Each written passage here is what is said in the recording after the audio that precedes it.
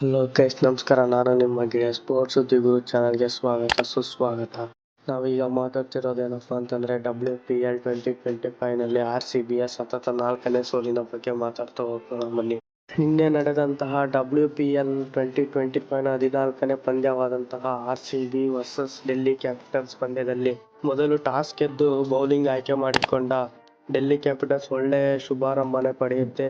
ಸ್ಮೃತಿ ಮಂದಾನ ಹಾಗೂ ಓಡ್ಜೆ ಅವರು ಕೇವಲ 8 ಹಾಗೂ 21ಕ್ಕೆ ಔಟ್ ಆದರೆ ಎಲಿಸ್ ಪೆರಿ ಹಾಗೂ ರಾಘವಿ ಬಿಸ್ಟ್ ಅವರ ನಡುವೆ ಒಳ್ಳೆ ಪಾರ್ಟ್ನರ್ಶಿಪ್ ಬೆಳೆಯಿತು. ಅನಂತರ ಅವರು ಔಟ್ ಆದ ತಕ್ಷಣ ಯಾರು ಅಂತ ಒಳ್ಳೆ ಪಾರ್ಟ್ನರ್ಶಿಪ್ನ ಕೊಡೋಕ್ಕಾಗೋದಿಲ್ಲ.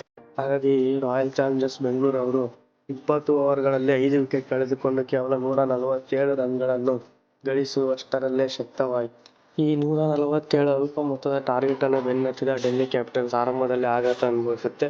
ಅನಂತರ ಜೊತೆಯಾದಂಥ ಶಫಾಲಿ ವರ್ಮಾ ಹಾಗೂ ಜಸ್ ಜಾನ್ಸನ್ ಅವರು ಒಳ್ಳೆ ಪಾರ್ಟ್ನರ್ಶಿಪ್ ಮೂಲಕ ಕೇವಲ 1 ವಿಕೆಟ್ಗೆ 151 ರನ್ ಕೇವಲ 15.3 ಓವರ್ಗಳಲ್ಲಿ ಹೊಡೆದು ತನ್ನ ತಂಡವನ್ನು ಗೆಲ್ಲಿಸುವಲ್ಲಿ ಅವರು ವಿಫಲರಾಗ್ತಾರೆ. ಈಗ ಪಾಯಿಂಟ್ಸ್ ಟೇಬಲ್ ನೋಡ್ತಾ ಹೋದರೆ ಡೆಲ್ಲಿ ಕ್ಯಾಪಿಟಲ್ಸ್ ಅವರು ಅಗ್ರಸ್ಥಾನದಲ್ಲಿದ್ದರೆ 4ನೇ ಸ್ಥಾನದಲ್ಲಿ RCB ಇದೆ.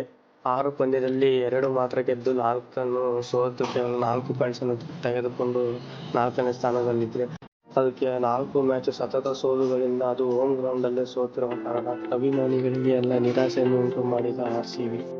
ಓಕೆ ಫ್ರೆಂಡ್ಸ್, ಈ ವಿಡಿಯೋ ನಿಮಗೆ ಇಷ್ಟವಾಗಿದ್ದಲ್ಲಿ ಲೈಕ್ ಮಾಡಿ, ಶೇರ್ ಮಾಡಿ, ಸಬ್ಸ್ಕ್ರೈಬ್ ಮಾಡಿ.